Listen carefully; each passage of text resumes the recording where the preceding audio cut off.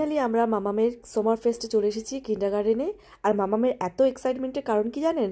ওর যে কিন্ডারগার্টেনের গার্ডেন এরিয়াতে যে ক্যাসেলটা বসানো হয়েছে সেটা দেখেই ও এত বেশি এক্সাইটেড। আজকে 27 জুন শুক্রবার দুপুর 3টে থেকে ওদের সামার ফেস্টে শুরু হওয়ার কথা ছিল। তাই সমস্ত পেরেন্টসদেরকে ইনস্ট্রাকশন দেওয়া ছিল যে দুপুর 2টোর মধ্যে যেন বাচ্চাদেরকে তুলে নিয়ে চলে যায়, তাহলে ওদের প্রিপারেশন করতে সুবিধে হবে। সেই মতো আমি ওকে দুপুর 2টোর সময় পিক আপ করে নিয়ে চলে আসছিলাম, কিন্তু ও কিছুতেই আসতে চাইছিল না, কারণ অলরেডি ওদের বাগানে এরকম এই যে ক্যাসেলটা, জাম্পিং ক্যাসেলটা, এটা অলরেডি লাগানো হয়ে গেছিল।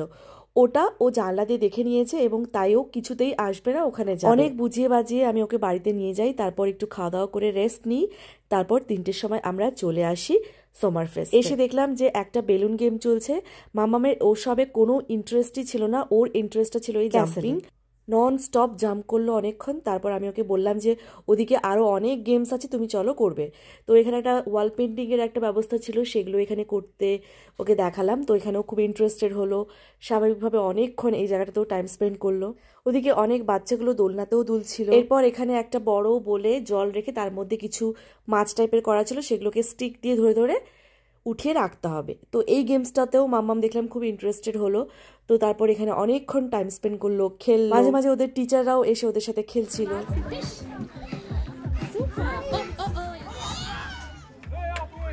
আরও 2টো গেম ছিল, যার মধ্যে একটা ট্যাটু করা। তো ট্যাটুর মাম্মামের খুব একটা পছন্দ না, তাই ওদিকেও গেলই না। আর এদিকে খাবারের বুফে কিন্তু লেগে গেছিল। এই সমস্ত খাবারগুলো কিন্তু এখানকার টিচাররা এবং পেরেন্ট কাউন্সিলের সবাই মিলে বানিয়েছিলেন। বিভিন্ন দেশের ছেলেমেয়েরা কিন্তু এই কিন্ডারগার্টেনে পড়াশোনা করে, যেমন ধরুন জাপান, কোরিয়া, তারপর নিউজিল্যান্ড। তাই এখানে রাখা ছিল বিভিন্ন ধরনের খাবার দাবার, বিভিন্ন ধরনের কেক, প্রেটজেল, ফ্রুটস, তারপর মাফিন, পিৎজা ছিল, ফ্রুট জুস, এমনি নর্মাল জল, এগুলো তো ছিলই, সাথে চা কফিও কিন্তু ছিল। বাচ্চাদের জন্য যেহেতু এই সামার ফেস্টটা, তাই জন্য ওদেরকে অ্যাট্রাক্ট করার জন্য আঙ্গুর, তারপর অরেঞ্জ, স্ট্রবেরি এই সমস্ত দিয়ে একটা স্টিকে করে গেঁথে অ্যাট্রাকটিভ করার জন্য কিন্তু ওগুলোও রেখেছিল। সাথে কিন্তু মার্শমেলো ছিল। তো বিভিন্ন ধরনের খাবার ছিল, অর্ধেকের নাম আমি জানিও না। তো যাই হোক, এখানে কিন্তু এরকম লম্বা লম্বা বেঞ্চও রাখা ছিল, যাতে করে সবাই বসে এখানে একসাথে বাচ্চাদের সাথে খেতে পারে, এনজয় করতে পারে।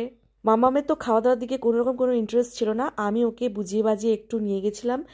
তো আলটিমেটলি ওর পছন্দ হয়েছিল ওই মার্শমেলো, মানে একটু মিষ্টি মিষ্টি চকলেট টাইপের যেটা। তো সেরকম ওই জিনিসটাই ও খাচ্ছিল। আর এখানে এখানকার যেটা ফেমাস খাবার জার্মানদের, সেগুলো রান্না হচ্ছিল, আপনি গিয়ে লাইভ কাউন্টার থেকে নিয়েও খেতে পারেন। আর এদিকে মামাম আরও একটু খাওয়া দাওয়ার পরে জাম্প করলো, তারপর ভীষণ টায়ার্ড হয়ে গিয়ে এখানে একটু রেস্ট করছিল। তারপর কিন্তু আরও অনেকক্ষণ সবাই মিলে পেন্টিং করছিল। তারপর মামামের একটা ভাব ছিল এরকম, যেটা আমার এলাকা, আমি সব কিছু চিনি, আমাকে সব কিছু দেখাচ্ছিল ওর স্কুলের।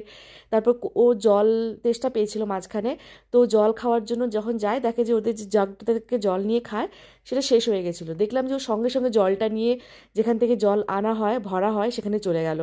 মানে শি নোজ এভরিথিং। তারপর এখানে ওদের যে গার্ডেন এরিয়া কিন্ডারগার্টেনের, সেখানে একটা উঁচু ঢিবি মতো ছিল, সেখানে স্লাইড ছিল।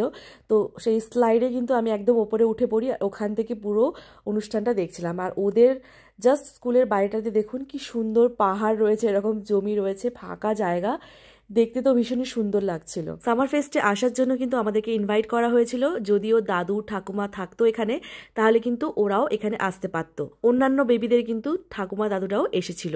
যাই হোক, খুব সুন্দর সময় কাটানোর পর মামামকে নিয়ে বাড়ি চলে আসি। আর বাড়ি ফিরে এসে দেখি যে ওর বাবা একটা ওয়াইন ফ্রি পেয়েছিল আমাদের লিটল স্টোর থেকে। তো সেই ওয়াইন খেলাম আমরা, সাথে ছিল কিছু হোমমেড চিকেন কাবাব আর ছিল ভেজি। তো আজকের ব্লগটা আমি এখানেই শেষ করলাম। দেখা হচ্ছে খুব তাড়াতাড়ি আপনাদের সাথে নেক্সট একটা ব্লগ। ততক্ষণের জন্য ভীষণ ভালো থাকবেন, টাটা।